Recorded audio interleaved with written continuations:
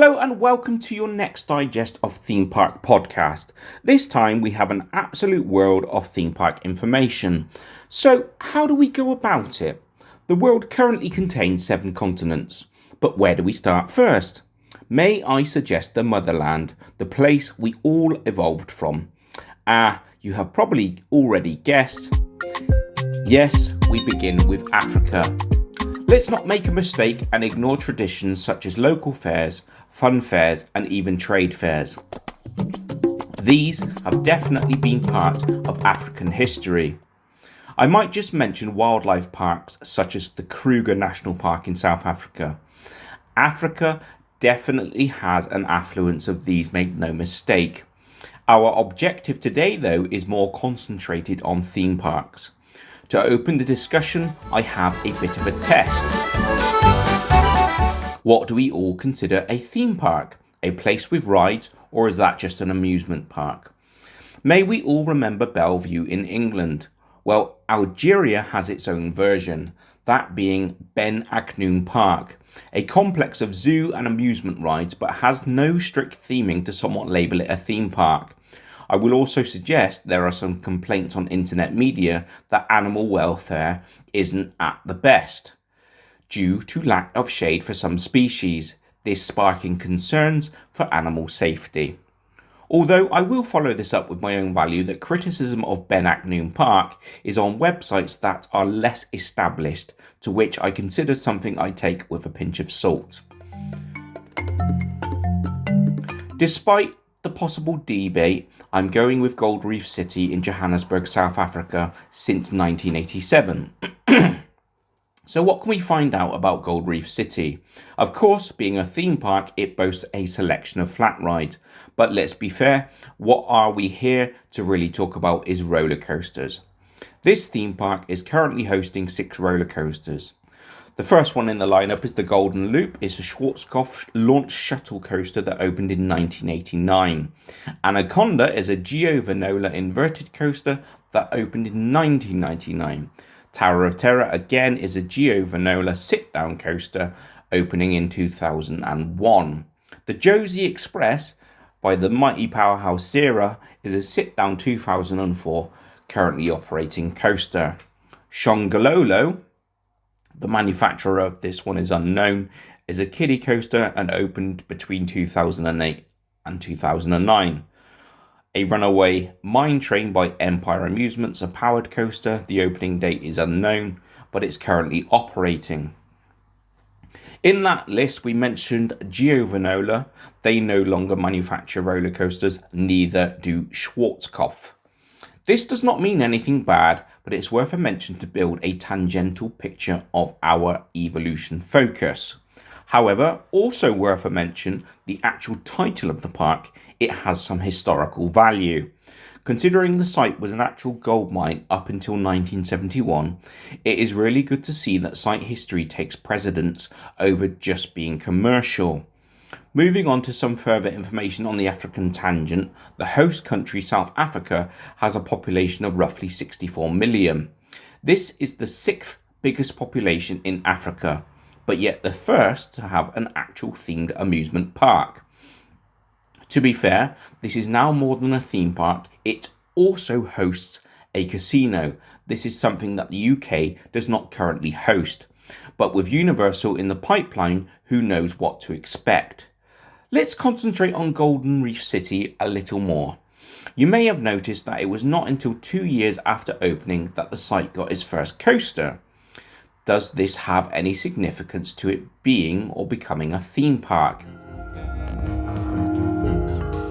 We noted that this site has a casino, but there is more. It also contains a history museum, a tour based on a gold rush that began in 1886. As always, I won't explain too much as people may want to visit and experience it themselves. It truly does seem like a wonderful place to visit. With South Africa being the most economically developed inshore country in Africa, it is understandable that it's the first to have a theme park. However, Mauritius and Seychelles by continent are the most developed in Africa. These are popular tourist destinations, but were not chosen as theme park hosts to this date. Although Mauritius is host to a water park and zipline centre, I'm guessing South Africa had more appeal. It had space, history and financial strength. Gold Reef City is now viewed as Johannesburg's best family attraction. Can we say the same about other continents' first ever theme parks? We have looked at the motherland, so may I suggest we now look at the oldest continent in our world. How do we name this one? Through my years, I have known it called by a few, those being Australasia, Australia, although the distinction is Oceania. More to the point, which country here hosted the continent's first ever theme park? Well, it's the biggest one of them all, that being Australia. This park is now part of an ongoing chain. It goes by the name of Luna Park and it arrived in Melbourne in 1912. Although there is a bit of a twist to this story. Luna Park was originally called Dreamland, which opened in 1906 for one season only. In 1909, the whole park was demolished with the exception of the Figure of Eight roller coaster. The Figure of Eight operated until 1914. Following that, let's look at Luna Park's defunct and operating coasters. Starting with the defunct, we have the Figure of Eight wooden sit-down, which I just mentioned, which opened in 1906 and closed in 1914. The Big Dipper, another wooden coaster, sit-down 1923 to 1989. Metropolis, a still sit-down thrill coaster from 1990 to 2012. Crazy Coaster, still sit-down thrill from 2012 to 2013. Jungle Twist, a still sit-down family coaster from 2015 to 2016. And the Silly Serpent, which was also a still coaster, but this one was a kiddie coaster from 2001, possibly 2002 until 2019. The only currently operating coasters in the park now are the Scenic Railway, which is a wooden sit-down coaster, and it opened in 1912, and Speedy Beetle, which is a still sit-down family coaster, which opened in 2019. There is a bit more history to this landmark. It is actually related to Luna Park at Coney Island. The same American investors brought the theme of Luna Park to Melbourne, Australia. The point being, Australia benefited from investment over shores. From one country to another, a theme park was born. Was this the beginning of theme park commercialism? The first ever theme park chain? Well, there is only one way to find out, and that is investigate. On that tangent, let's whip over to the North American continent and see which theme park came first there. Now for a bit of controversy. Santa Claus Land, according to Google, was the very first theme park in North America. This opened way back in 1946. However, in previous episodes, we have mentioned that Coney Park opened before that. More so an amusement park, to be fair. Even further back in time, Lake Compounce 1846 in Connecticut was the first amusement park now considered a theme park. We will use this one as America's first theme park. You might say, why do this? Well, it's a case of evolution. It was never just an amusement park. Starting originally as a picnic park, it soon became the place to visit for things to do on the actual lake, with ride additions taking place in the early 1900s, such as carousels and roller coasters, albeit not themed to an advert regime. It had different areas of focus, meaning essentially it had different themes. The word theme essentially means subject of an object. Lake Compounce therefore had water-themed attractions and amusement-themed attractions. We can distinguish it as a theme park. On the basis, it has further purpose than fairground amusements.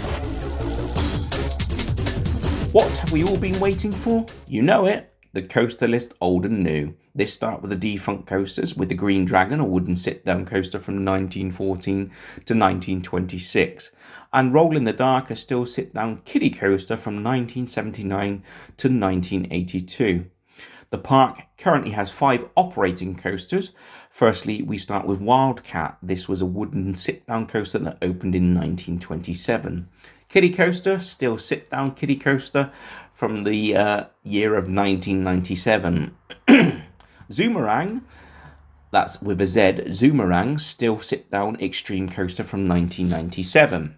Boulder Dash is a wooden coaster, a sit-down extreme, which was manufactured and operated from 2000. Phobia Fear Coaster, the latest one, is a still sit-down extreme coaster beginning in 2016. The park also has heaps of flat rides, far too many to mention in this longer podcast, starting as a picnic park, adding a water park, and then an immense evolution with amusement rides being added over 2 centuries. I think we have a fair claim that this is North America's oldest theme park. This has clearly been the oldest park on our continental list, so makes sense to follow up this with the world's oldest theme park.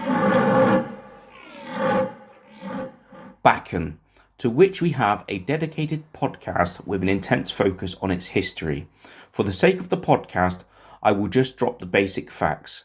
Opening originally in 1583 as a public spring in a North Copenhagen suburb with a gracious history, and it continues to operate as first opened and oldest operating theme park in the world. Within the podcast, we didn't mention any of the currently operating roller coasters. So here goes with a list of the operating roller coasters currently in the park. Rutsjeban, don't mistake that for the original Rutsjeban, is a wooden sit-down thrill coaster. The original one, I believe, was burnt down and was remade and aptly named Rutsjeban.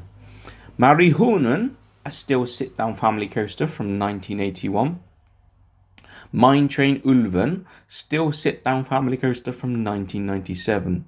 Tornado, a still sit-down thrill coaster from 2009.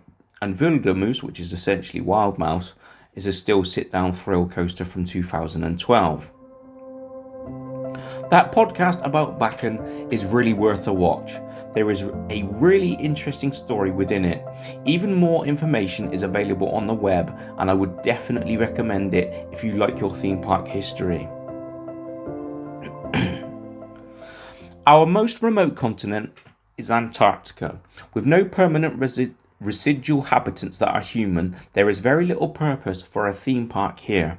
Although a life on Antarctica is a common theme in parks across the world, we couldn't just leave this continent out of the story. However, we must move on to our final 2 continents. Asia being our next stop. I feel like we need some spice after a chilly stop on the South Pole. Where in Asia was its first theme park? I have to say this one does not come as a massive surprise.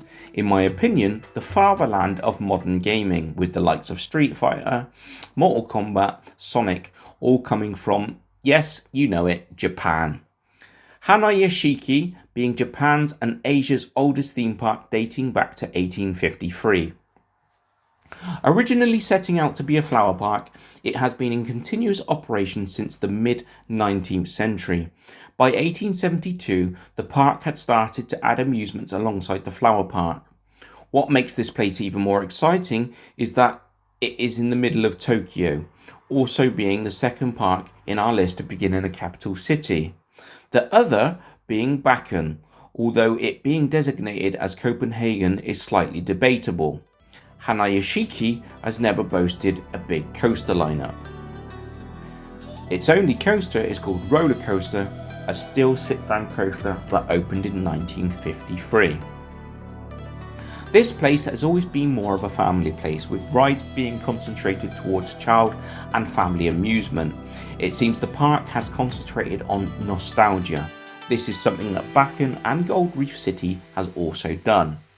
You might say great minds think alike. If you visit this Japanese milestone, you are going to encounter a vibe from the 1950s, a celebration of the site rebuild after World War II. Something we can pick up on here in regards to theme park global evolution is that humans celebrate history, whether that be death, victory, or even theme. History is a fundamental to anything progressive. Lake Compounce has no specific theming to its history, but for sure the history of the lake was its origins. Shall we take a look at our last continent? Yep, you got it, South America. This park is in the heart of Latin America. It's Sao Paulo, Brazil. Opening in 1968, Cidade da Criança, which literally translates to Children's City, this park has focuses on Amazonia, meaning it's not history focused, but geographically focused. Again, a fundamental theme park concentrating on human fundamentals. We are starting to see origins now. I would suggest that these origins have little principle in more modern theme parks. It may sound harsh, but the bigger ones seem a bit materialistic. Obviously, there is intent to entertain, but the focus is very much so business. It has gone beyond being genuine now. The trouble is, what about if theme parks don't do that? Children's City in Brazil has had its controversies. You may say why? It faced competition from the likes of Play Center and Hopi Hari, both of the competition parks based in Sao Paulo. Play Center closed in 2012, whereas Hopi Hari has become a big tourist attraction that also uses famous movies to brand their rides. Such competition to Children's City left it struggling for business after the 70s and 80s.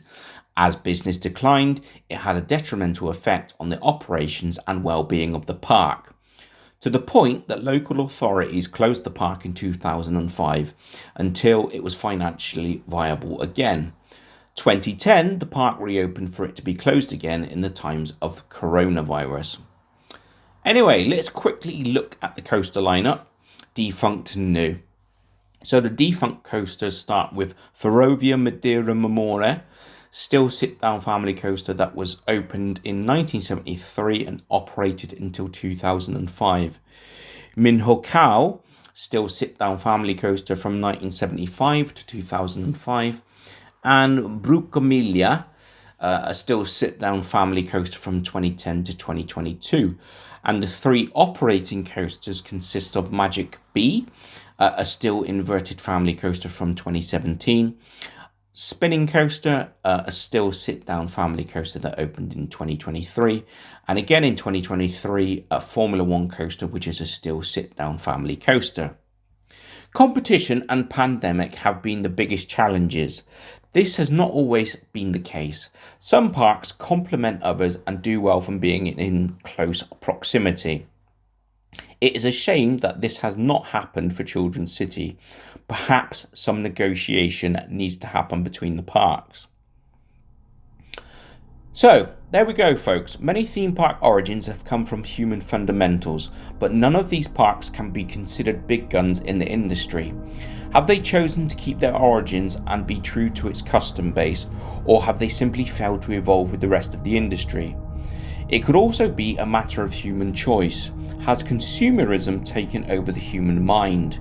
Or do people find history and geography distinctly different to their taste for theme parks? Human nature is to support others in need. I highly doubt that we are all consumerists. My suggestion is that these parks have not evolved well with the times. We all need to adapt in order to cope with the future. That's all for today, folks. See you soon.